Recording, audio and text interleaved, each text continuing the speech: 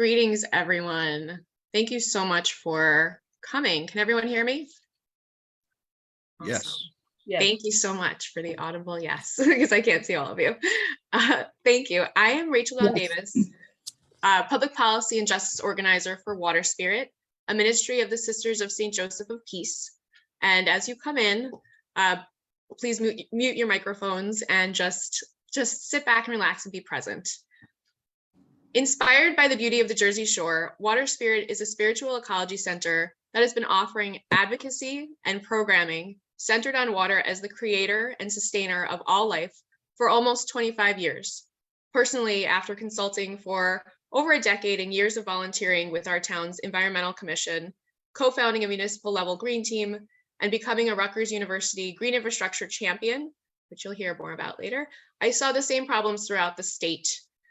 And the dire public health hazard that calls us to refrain, we need sewage-free streets and rivers. It is true, people are the ones who will save the people, and we encourage follow-up and engagement through tangible action with all of you tuning in today and afterwards as well.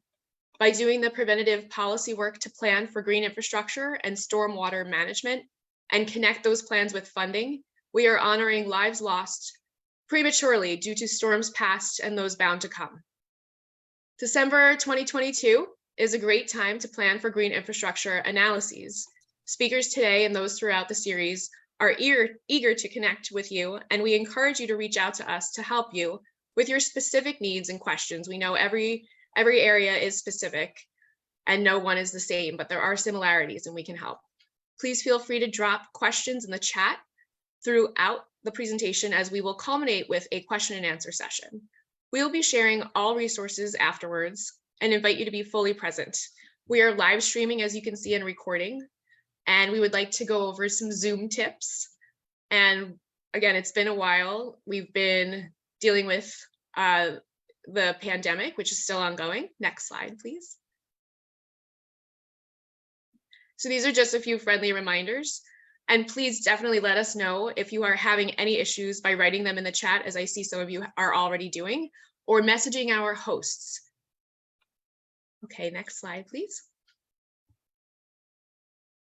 Water Spirit begins every meeting with a land acknowledgement. Let us acknowledge now that we are all on stolen land, wherever we are tuning in from today. Please feel free to find and share your location in the chat using this tool, native-land.ca. I will try to post that as well. If someone can post it in the chat, that would be helpful. And I will share, thank you so much. Water Spirit is located in the homeland of the Navasink Lenni Lenape on the peninsula they named Naramsunk. We respectfully acknowledge and offer our gratitude to the Lenape peoples past, present, and future here in Lenapehoking and throughout the diaspora. We commit ourselves to righting unjust systems and righting our relationships with these lands, waters, animals, and people. And thank you so much for continuously adding those in the chat. Please, we really want to know where you're coming from. Thank you to, next slide, please. Thank you to our co-host and core partner, New Jersey League of Conservation Voters, and their lead human working on this endeavor, Isabel Molina and her team. New Jersey League of Conservation Voters Education Fund is a nonpartisan, tax-deductible nonprofit that protects our precious natural resources by raising awareness of key environmental challenges and increasing the efficacy of the entire environmental community. We extend deep thanks to all of our stellar co-sponsors who got the word out about this event: Association of New Jersey Environmental Commissions, ANJEC, New Jersey Future, Coalition for the Delaware River Watershed, New Jersey Student Sustainability Coalition, Sustainable Jersey, Latino Action Network, Jersey Waterworks, Newark DIG, Atlantic Climate Justice Alliance, Camden Community Partnership, Sewage Free Streets and Rivers, New Jersey Sustainable Business Council, Highlands Preservation Alliance, Resilient Northeast New Jersey. Waves of gratitude to all of you now and in perpetuity. Next slide, please. We offer a big thank you to our webinar series funder, the Watershed Institute. The Watershed Institute's mission is to keep water clean, safe, and healthy. They work to protect and restore water and the natural environment in New Jersey through conservation, advocacy, science, and education. Thank you again for making this series a priority. Let's get to it. We have great speakers. Next slide, please. Whose bios I will read fully now, and then we will begin hearing from each of them before diving into Q&A. And I'll start last to first. We have Elizabeth Treadway, Principal Program Manager at WSP. Ms. Treadway has over 38 years of public works experience, including the management of local government services in solid waste and stormwater management, including program planning, finance, and long-range system master planning. She began her local government career for the city of Greensboro, North Carolina, bringing technical expertise in planning, cost and benefit analysis, management, scheduling, and implementation of a wide variety of public works initiatives. In her current consultation role, Ms. Treadway has served communities across the US and Canada, focused on the operational analysis of stormwater services, finance, program development, and permit negotiation.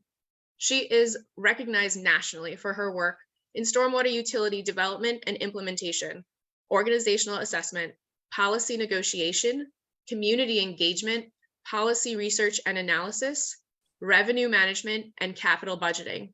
Elizabeth served as president of the American Public Works Association from 2012 to 2013.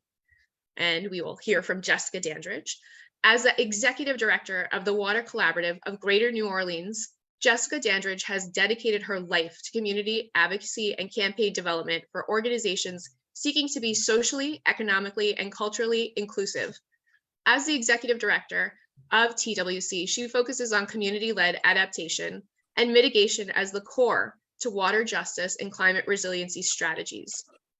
To be resilient, Jessica believes communities need redundant, rapidly distributed resources. To achieve this, Jessica has led a movement around water management as a tool for social and economic liberation that should be transformational to our most vulnerable communities. Today, TWC focuses on water management, hazard mitigation, water justice through access, affordability, and quality, and equitable community transformation through blue, green jobs and the renewable economy. Ms. Dandridge received her Bachelor of Arts at Xavier University of Louisiana in political science and her Master of Arts in International Affairs with a concentration in conflict and security at the New School for Public Engagement in New York City.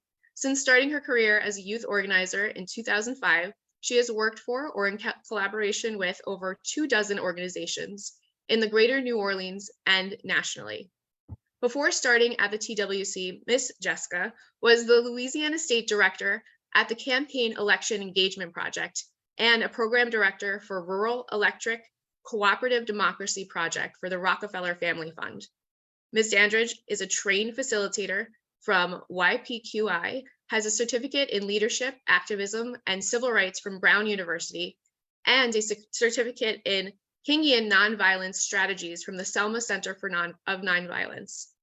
In her current work, Jessica sits on the National Academy of Science, Engineering, and Medicine's Climate Resiliency Roundtable, is a member of the Community Advisory Board for the Coalition to Restore Coastal Louisiana, and is a board member for New Harmony High School in New Orleans. And we'll begin shortly, I promise, with Dr. Abrupta. Dr. Christopher C. Abrupta is a professional engineer and an extension specialist in water resources as part of the Rutgers University Cooperative Extension Water Resources Program. He holds a PhD in civil engineering from Stevens Institute of Technology, a Master of Science in Civil Engineering from NJIT New Jersey Institute of Technology, and a Bachelor of Science degree also from NJIT in Civil Engineering, where he graduated magna cum laude, unsurprisingly. Dr. Abrupta trained me as a green infrastructure champion in 2020 and is not only actively building green infrastructure programs and policies at the national level, he is also actively engaged as a member of his local environmental commission and his place of worship. Where I feel most spiritual is in nature, and doing the good work of green infrastructure helps us all to plan for the future and care for Earth together. Being trained as a green infrastructure champion, among other things, helped lead me to my current work with Water Spirit. And with that, take it away, Chris. Next slide, please. Thank you, Rachel. I feel like I don't need to go to church now on Sunday, so this is great. I'm going to talk a little bit about some of the issues in New Jersey, and I've got a few slides here. So New Jersey is the most densely populated state in the nation. We've got 21 counties, 565 municipalities, and 95% of our waterways are impaired. They're not meeting water quality standards in one way, shape, or form. We've got harmful algal blooms or HABs in many of our lakes. We keep getting hammered by these hurricanes, Ida, Henry, Sandy, and then there's a bunch of nor'easters that come in and really cause a lot of flooding in New Jersey also.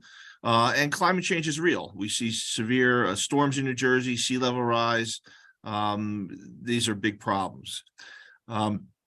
So it's interesting. I started at Rutgers in 2002, and I was looking at my first slide deck that I presented to somebody, and it said at that point 95% of New Jersey waterways were impaired, and here we are, 20 years later, and still 95% of New Jersey's waterways are impaired. During that time period between 2002 and 2022, we had a lot of new laws that were passed. We had new stormwater management regulations that were passed. We had municipal separate storm sewer system permits that were issued to all the municipalities. This required street sweeping and catch basin cleaning and detention basin inspections. In 2011, we had a fertilizer law that was passed, banning phosphorus fertilizer for residential lawns and going to a slow release nitrogen fertilizer. And then in 2021, we updated our stormwater management regulations to require people to use green infrastructure. Over that time period, the population increased dramatically in New Jersey, about 724,000 additional people, and about 57,203 acres of urban land use was created, taken away from either agriculture or farmland, or in some cases, wetlands. So the next slide, please. So the problem that we're dealing with is stormwater runoff. A lot of our wastewater treatment plants in New Jersey have all been upgraded and are doing a pretty good job of treating our domestic wastewater, but stormwater is the big issue. So when the water, whether it's from rain or melting snow, travels across the land, picks up pollution and carries it to our lakes, streams, and our estuaries and our tidal bays. Next slide. So there's several causes of problems in New Jersey. It's agriculture is one cause. Farmers, about 16% of New Jersey's land is agriculture. When they plow the fields and you get some rain, the soil washes off, carries with it all the nutrients and any kind of pesticides, herbicides they have in the soil, and that winds up in our waterways. So that can be an issue. Next slide. The second real reason is urban development, urban and suburban land use development, new development. Now we have some great stormwater regulations for this. Those are in place. The next real cause for pollution is existing developments. That's the next slide, please. So we think about this. Most of New Jersey was developed before the year 2000, before we had any serious stormwater regulations. So a lot of these older development has no stormwater management at all. Next slide, please. So we think about impacts from agricultural land use, and one reason that we don't deal too much with that is because you could click the return button here once, and we have a ton of money from NRCS. So if you hit enter, you'll see the slide, the picture I have in here of NRCS giving money. Can you hit return or no? Does it come up? Oh, no, there you go. NRCS, there you go. So the Farm Bill has gives out millions of dollars every year to farmers to put in agriculture management practices. The Natural Resource Conservation Service, NRCS, helps them do that. So there's a lot of money going in agriculture into having agriculture protect our waterways. The question becomes is how do we get agriculture to take that money and implement the practices? So that's one thing that we're working on a little bit here at Rutgers. Next slide, please. The other thing that we're dealing with is existing regulations for new development. A lot of towns don't understand what those regulations mean or how to implement them. So we've been helping towns better understand those. So that's something we've been working on. Next slide. The big thing though is, the other thing for existing development is we do have these MS4 permits and we do have TMDL. So this requires towns to do certain things. Next slide. But what else can be done? So existing infrastructure needs to be identified and assessed, right? So we have a lot of existing stormwater management infrastructure, detention basins and such that are out there.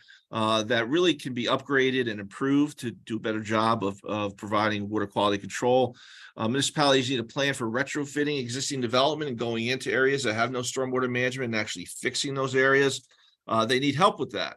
And Rutgers is also often providing a lot of assistance with that. And then we need local champions to promote the use of green infrastructure at the local level. Next slide, please. So green infrastructure really simply is an approach to managing stormwater. Instead of putting a big basin at the bottom of the hill, we put smaller systems throughout the entire development, try to capture stormwater at its source before it picks up pollution and runs down the hill.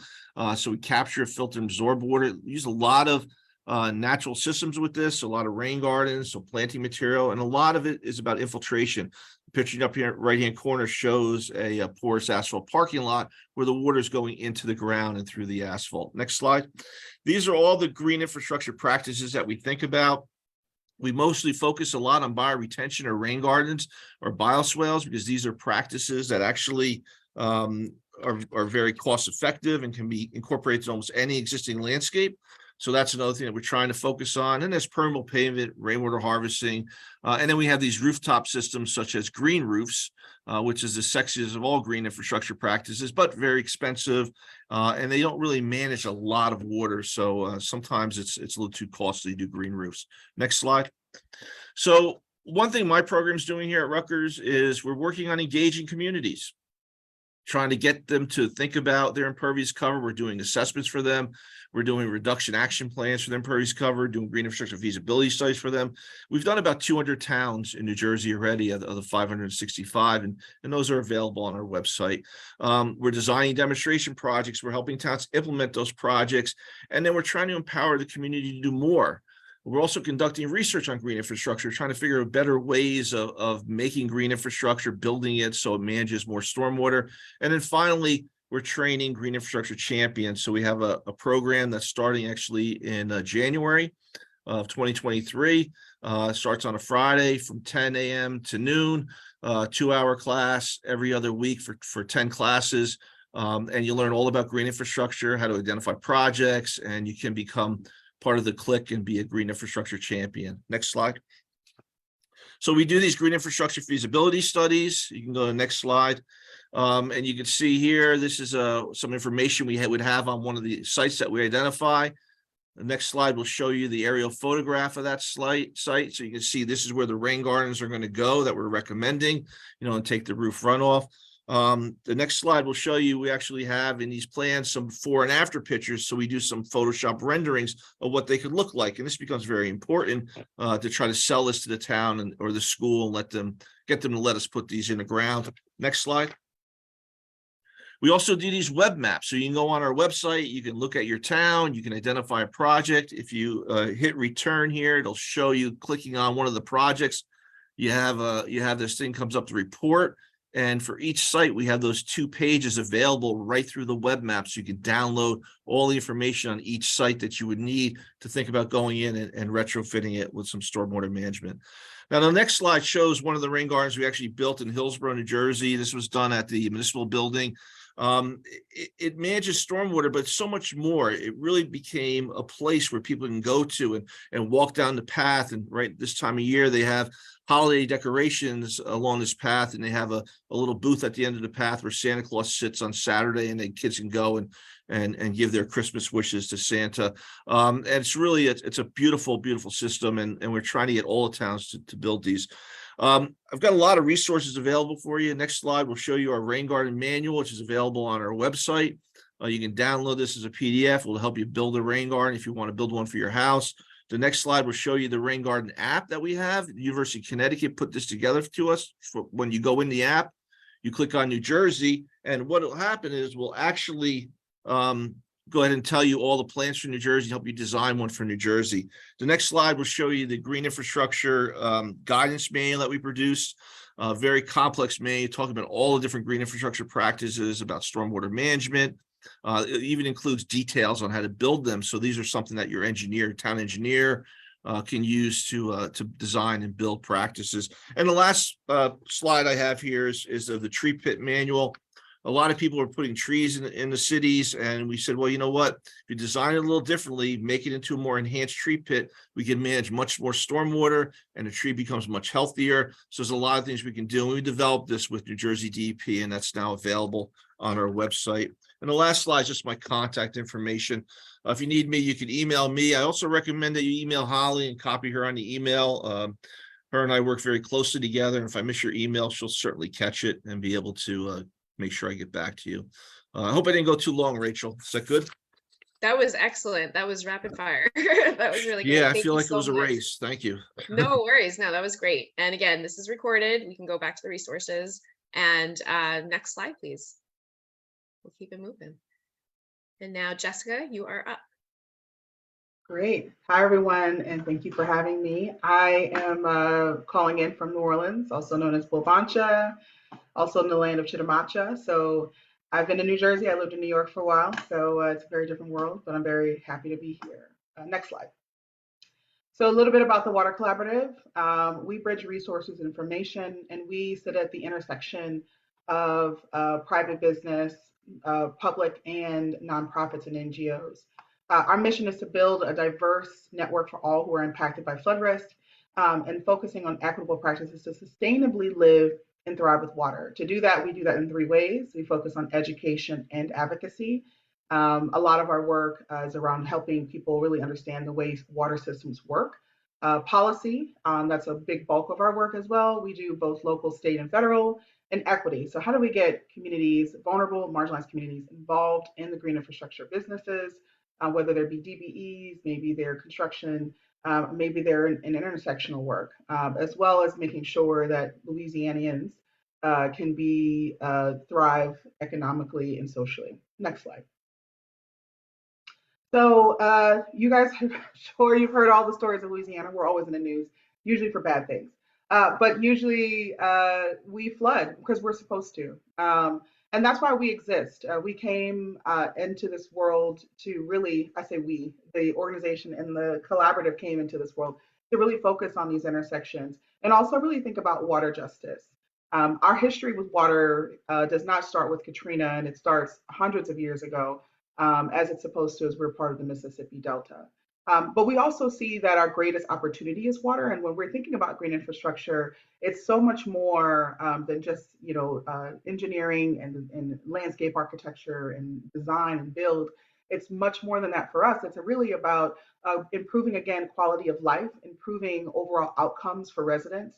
It not only reduces flooding, but it also reduces heat island effects. It increases economic activity. It increases health measurements and public health measurements. There's so many benefits to green infrastructure, and we need all of those benefits in Louisiana right now. And so that's why we really are champions of green infrastructure in our communities. Next slide. A little bit of what we've done and why collaboration works. Before we came around, there wasn't much conversation around green infrastructure. Since then, we are doing a lot, and we have done a lot. The collaborative, which has over 500 members from different stakeholder groups, we actually developed, wrote, and advocated for the city's current stormwater code, which is now in the building code and a requirement for all new buildings and installations at any point. We also piloted and installed the first ever permeable parking lot in New Orleans, which is now a very popular item here. We petitioned to have Sewage and Water Board, which is our local utility, and a water shut-off moratorium. And I'm going to move along because there's so much there. You guys can read it, but I just want to say we're currently working on quite a few different projects. One is creating the city's first ever green infrastructure and sustainability engagement process and platform. We're also leading the city of New Orleans' stormwater management fee feasibility study and engagement strategy, as well as development of the policy, which I'll talk about. And we're also leading the city's lead service line abatement process. So we are very excited to be working on all those projects this year and for the next couple of years. Next slide. So before I get into all the nitty gritty, New Orleans, again, we have a long history with water. And I think one of the reasons why we are championing it is because of our relationship has been really rooted in collective trauma for many residents here. Again, most people, when they think of water and they think of flooding, they think of Katrina, but that happened many, many years ago. And it's really important for us to move away from colonized ways of thinking about our water systems and to really think about ways that are liberated, which are rooted in green infrastructure and natural infrastructure movements. Next slide, please. So here you can see different slides. This is a GIF or GIF, and how you want to talk about it. Water is a human right. We always talk about that, but really water isn't just about the people. It's about the ecology. It's about the animals and all of the living creatures. But when we talk about it, it's usually about inalienable rights for people. And that's what exactly happened in New Orleans and across Southeast Louisiana. Is the river used to move and bend in ways that made sense for people, and it made sense for indigenous communities. And when the French came here in 1546, they settled the land and expanded the systems without really understanding how the river flowed and why it floods. New Orleans wouldn't exist without the flooding of the river and the overtopping of its own levees that it made itself. Before the river was here, it was Pine Island. And so the reason why I'm bringing this up, and I can go, I'm a history buff, I can go deep into this well, but it's important to understand that the way we've managed water historically in America, especially in Louisiana, has actually caused more harm and it's caused more damage. Not only physically, it's expensive, but it also has created systems that have worked against human beings and natural environments. Next slide. This is just a slide about why green infrastructure is so important. Historically, it's been a top-down process, and with people who look like this in this photo. This is from a bond commission from the early 1900s when they were developing our utility system. The people on the ground who are most impacted don't look like this. Not just African Americans, obviously indigenous communities. We have a lot of minority communities. We have a very large Jewish community, Italian, Irish community here in New Orleans, and nobody was at the table. And thus that has caused a lot of distrust and a lot of misunderstanding. And so for us to really shift that concept, having inclusive leadership at the top level, Chris had talked about a little bit engagement strategies, but even going beyond engagement strategies, having those people in the room making decisions are going to be key to ensuring green infrastructure is successful. Next slide. And then I'm just going to cap this off with moving from resilience to thriving. And one thing that people, I think, now trigger Louisianians the most is when we hear the word resilience. We can't stand the word because resilience means that we are required to bounce back with less. And that particularly marginalized communities, low-income communities, BIPOC communities have to carry the burden and the weight of poor infrastructure decisions that in the previous slide, we didn't make, that we were not a part of and we were not aware of, we were not educated on. And so it's really important to understand that we want to move away from the concept of resilience, and that's a word that could be a starter conversation, but we really want to talk about thriving, which is, in, again, our mission statement. How do we live with water and ensure that our systems can work with the natural ecologies, but also thrive with it, use it as a tool for, again, improving quality of life, improving economic situations, improving social health and social well-being. Those are the things that we're looking at here in New Orleans. Next slide, please. So I already talked about this. I'm going to go to the next slide. I kind of moved quickly. And one thing that we want to note here is that the relationship between green infrastructure and New Orleans has gone on for a long time. We really started this conversation after Hurricane Katrina, and we created, I like to call it our Bible. It's called the Urban Water Plan. Everybody in Southeast Louisiana refers to it because a lot of the concepts are built into it. And so it's not just a document with designs, it's a document with overall understandings of policy and vision. And we came along directly after it as a way to continue the lessons learned from that document. Finally, we were given the biggest opportunity in New Orleans was to really transform the city and go from concept to design. And New Orleans was awarded $141 million in HUD dollars to transform neighborhoods and put in bioswales, bump outs, rain gardens, put in permeable parking lots, putting in new wetlands and restoring wetlands, stormwater lots, you name it, they have built it. And that has led us to a larger conversation where the state of Louisiana is reconsidering how we understand water. And really, we are separated by levee systems and pumps and drains. It's a very highly engineered city. People don't realize about New Orleans, but we have so much engineering to falsely keep the water levels down. We're looking at it differently and looking at watershed instead. So 2020, the state of Louisiana, under COVID pandemic, launched the Louisiana Watershed Initiative to look at water on a holistic level and looking at both urban infrastructure as well as coastal natural infrastructure technologies and innovations to really, again, help communities live and thrive with water. Next slide. And so that's where we are right now. If you look at the picture on the left, that's Hurricane Katrina. And again, it was a fully gray infrastructure-based system.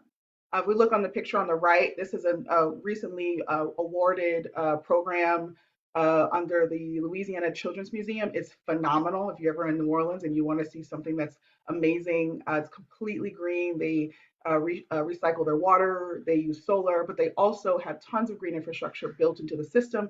And they built the entire museum on top of a lake. In a park. So it is something that people are really prideful of. And we're looking at more designs like that. And that's what we talk about thriving. We're really looking at these systems as a whole and really looking at how we can build the entire city to be similar to this, especially with climate change and sea level rise. The prognosis isn't great in New Orleans as well as Southeast Louisiana. But the option really isn't climate migration. And I know that's a big topic. And that's for a different conversation. But climate migration during Katrina and previous events didn't work. For a lot of reasons. And so how can we have people live with the water in a way that is healthy? And that's what we're thinking about. Next slide. So we are already doing a lot of things. I'm going to try to go really quick because I have one more minute. But Louisiana is investing a lot of money. Over $260 million in green infrastructure has already been invested in New Orleans Parish. The Louisiana Watershed Initiative has $52 million as a starter fund. The Coastal Master Plan has $1 billion in funding. The governor just passed its first ever climate master plan. And more things are happening here. So we are really trying to lead. I have a few more slides left, so I'm going to zoom through. Next slide. Joe Biden came here to talk about the Infrastructure Jobs Act, which gave us, obviously, in a lot of other cities, an influx of funding. So next slide, please. So when we are talking about how to do this work, I just want to pretty much end on collaboration is really in the core to the entire process, which is what our organization is about. Next slide. One thing we want to talk about really quickly is leveraging public-private partnerships, how New Orleans was able to spend $260 million, and we have 1 billion, Lord, getting my numbers mixed up, in state funding is by leveraging public-private partnerships. All of these pictures are from different nonprofits who are working with the city to implement green infrastructure because New Orleans has a lot of demands on infrastructure as a whole. Louisiana does. We don't have the resources to just do it from the public side. And so we're using and utilizing nonprofits to get that work done. Next slide. And then I'll lastly end on the stormwater fee. One thing I will say is that we are so excited to be leading this process. We are now at this place. Again, we started this conversation all the way back after Hurricane Katrina in 2006. We've proven that green infrastructure works. We've proven that it can improve communities. It doesn't have to lead to gentrification or displacement if communities are involved through the public-private partnership model. Now we're looking at revenue generation for stormwater fee. Currently, New Orleans has a gray infrastructure millage, so it's only for pumping stations, levee systems, and drainage, canals, etc. That's about 16.23 on their property tax. But about 60% of New Orleans is all nonprofits, and they don't pay anything into the drainage system. And so we're looking at really changing that and looking to create a transparent, equitable, and fair system. One that has schools and universities. We have 6 universities in New Orleans. That's a lot of universities. We have tons of churches. We are a highly Catholic city, but we also have a large population of all different types of religions. Manufacturing and other industries, we are one of the most highly engineered spaces because of our access to the river. We have the busiest port in the United States of America. So most of our waterway systems are gray, and then those are owned by the state. Our famous Superdome, if you're a Saints fan, who that is owned by the state of Louisiana, is not owned by New Orleans. All of those spaces, which are completely concrete, impervious, are causing our city to flood even more. But the burden is held on the residents. Next slide. I'm not going to go through all of this, but it has so many benefits. This is actually an aerial view of New Orleans from the river, and that what you're looking at is Crescent Park. And we're looking at retrofitting. That once was a port area. There we had trains going through there. They were doing port work. they are now using that as a green space. And this could be an example of the benefits of green infrastructure and having a stormwater fee. We're also looking at creating pocket parks at a community scale. We're also focusing on nonprofit partnerships, as I mentioned, but really formalizing some of those partnerships into CEAs and MOU agreements, expanding workforce development. Last year, Louisiana ranked 49th in economy. So we have a really, while our, how should I put this? While our rates of unemployment are low, we have a high poverty rate and a low education rate. So how can we get young people as well as older people into this workforce, whether again it be through construction or development or some another version that is of higher education. Having community adaptation programs. We have a program here that works splendidly where low-income homeowners and elderly people, they get a $25,000 towards green infrastructure retrofitting on their property that they design. And then finally, clean energy investments. And I think I have one more slide and I'm going to wrap it up. I'm just going to say that there's so many benefits. Again, you guys will get this, this slide deck. I went through a lot. There's so much that New Orleans is doing that I'm very proud of. But the point being is that in summary, that collaboration is really important when you're thinking about green infrastructure and the why. Moving away from ideas that are really rooted in gray infrastructure, moving away from ideas that don't include community voice, and moving away from concepts that reduce the ability for residents to have self-determination and autonomy. So I will hand it back. I dumped a lot on you guys very quickly. I'm not going to talk about that right now. That's another 5 minutes, but thank you so much. Thank you so much, Jessica. And yeah, you set up our next speaker perfectly, and I will hand it off to Elizabeth. Great, thank you. And I get to do cleanup here. And so hopefully the issues that have been raised by everyone will come to a conclusion. And that conclusion really is a resource issue. So you've heard about some terrific options from a technology perspective, where green infrastructure really is driving the stormwater management industry today. But the issues, as Chris pointed out, progress is slow, difficult, and not always successful. And so one of the things we're going to talk about is how transformational change can get started. Certainly, Jessica summarized what a very major city in the sense of the size of New Orleans and its ability to garner resources and the importance of having that focus is. But let's talk about it from a transformational change. And the next slide, please. What I'm showing you is a series of headlines. And these headlines, and I purposefully have put these together, are from 25 years ago. And it really reinforces the idea that Chris made, and that's that consistency of these problems is still plaguing all of our communities. The issues that our communities are really looking for us to solve are still there as a challenge. Some progress certainly has been made, and I'm not sure why my video just quit, but it did. So we'll just leave it.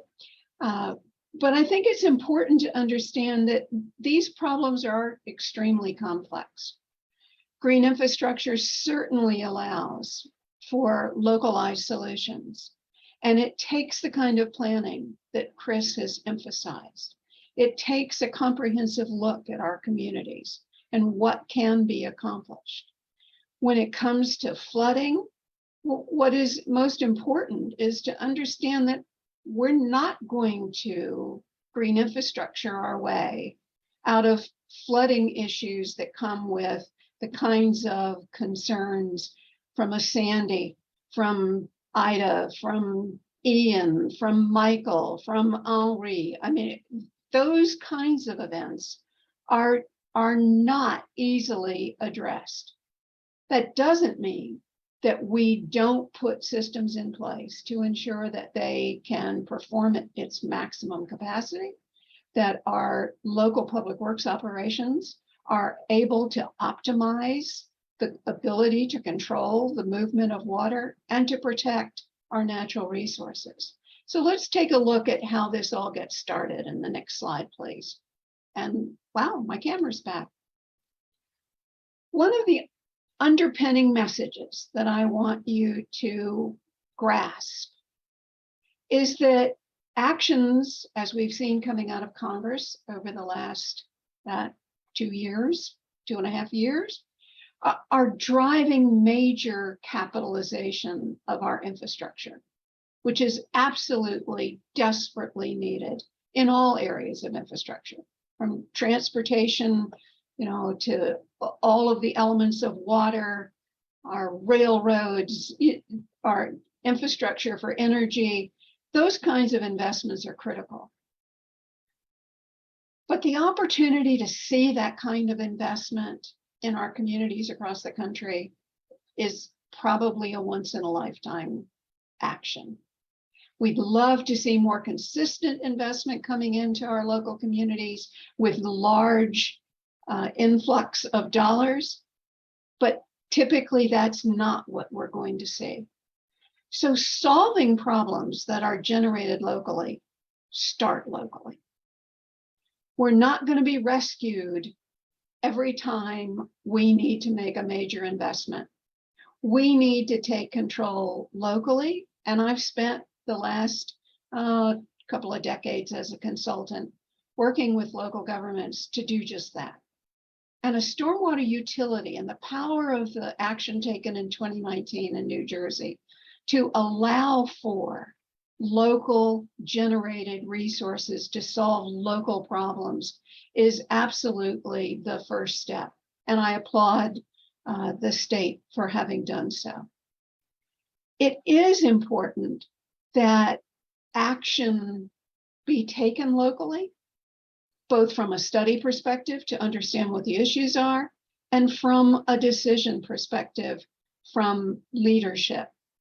So stewardship starts with our ability locally to understand the nature of the problem and find actions to solve them.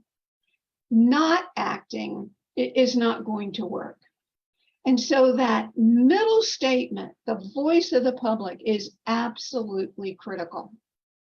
You have to be honest with the public that an event like the remnants of Hurricane Ida or a massive influx of water that comes from tropical storms and hurricanes is not something that you are typically going to be able to avoid when it's headed right for you. Those are extreme emergency events, and you need to be prepared for them. But day to day, communities are struggling with localized problems, with homeowners who are seeing water in their basements or running through their front door, for businesses that are struggling to see that they can maintain economic viability because of stormwater and the lack of management. So we really emphasize the concept that you have to be honest and transparent with the public.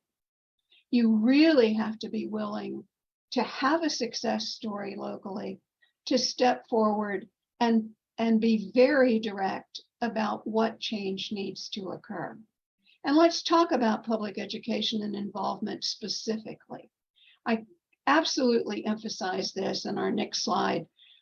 In working with publics, again, all over the United States and Canada, it has been a blessing to me personally to be able to support the development of stormwater programs, regulatory strategies, master plans, financing strategies.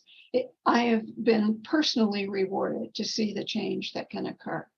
But it starts with an engagement with your public. It starts with being direct about what messages really need to occur. What do people need to understand when it comes to green infrastructure? It's important as we invest, for example, in residential property, that we're not expecting a public to fully understand what's happening on their individual parcel, unless we build those messages that we really keep both our leadership informed and our general public. So no surprises. If you want to move into a financing strategy, you start with understanding the public and understanding the issue. You ensure that the voices are at the table.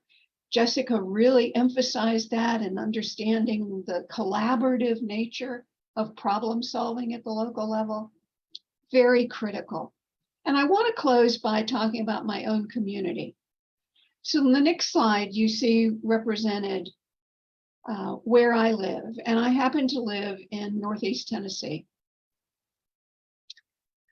What you're seeing on the screen are two images that are critical to the vibrancy of our community.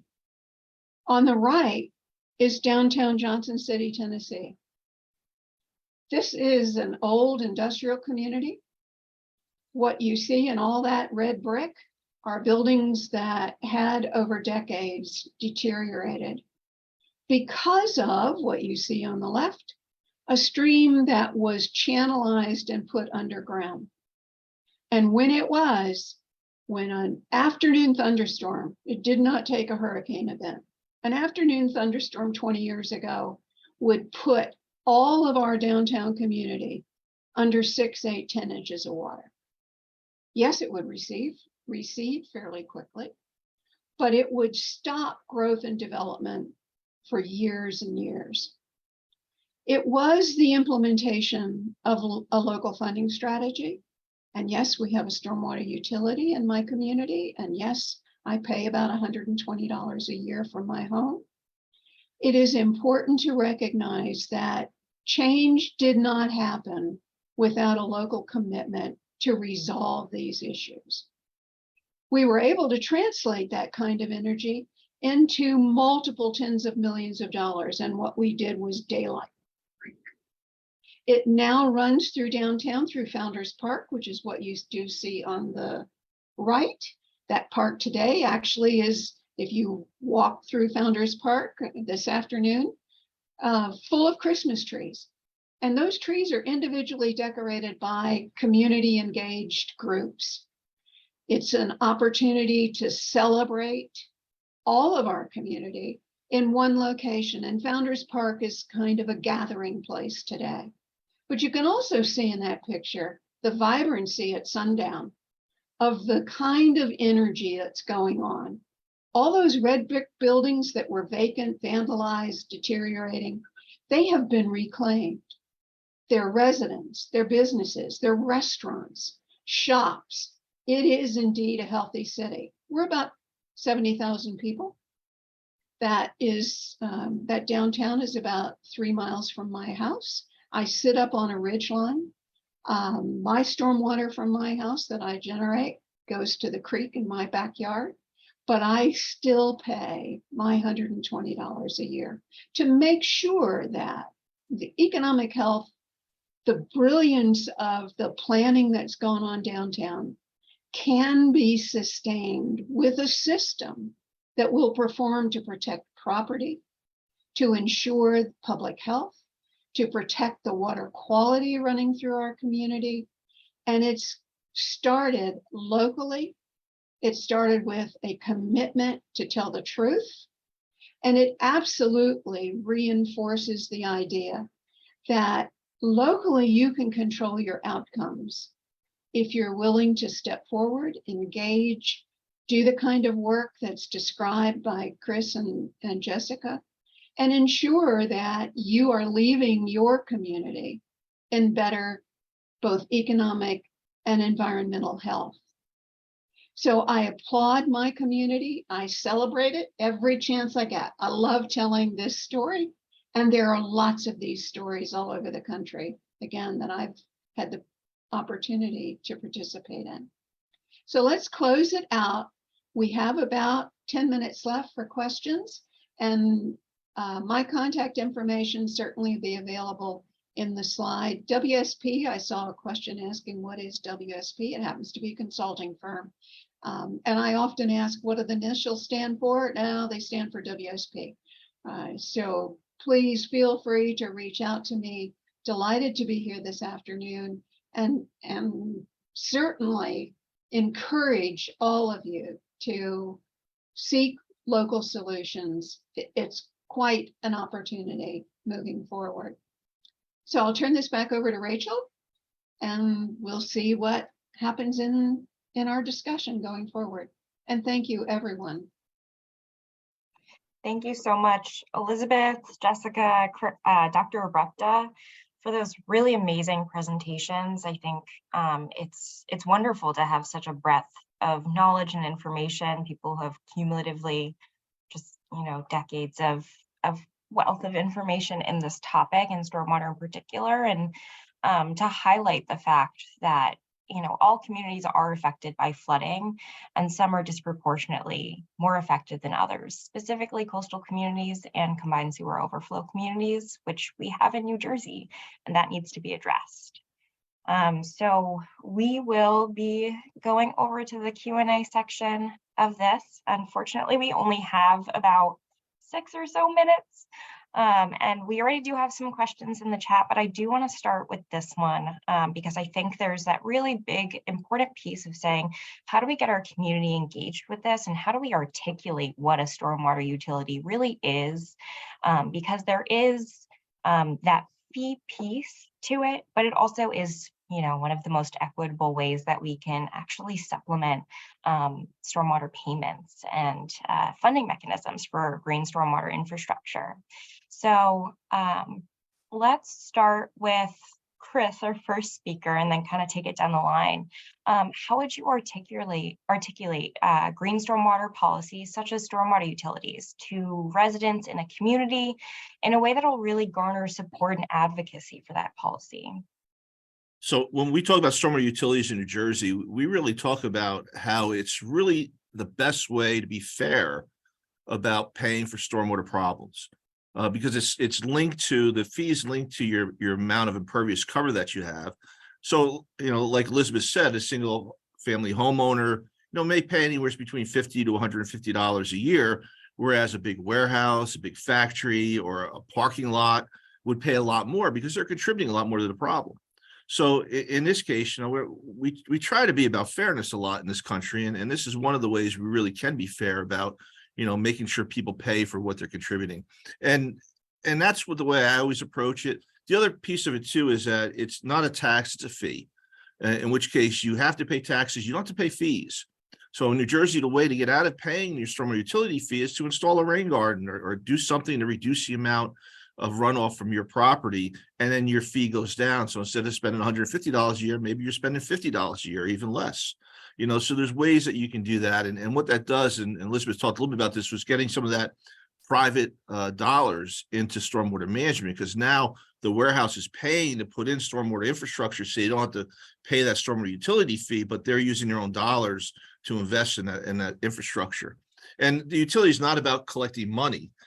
It's about fixing the stormwater problems. So if everybody put in something and there was no stormwater runoff, and the utility would go away, because the problem's solved, right? So it's not about kind of creating something that's going to perpetuate forever and just be generating money and fees from people. It's really about trying to solve a problem.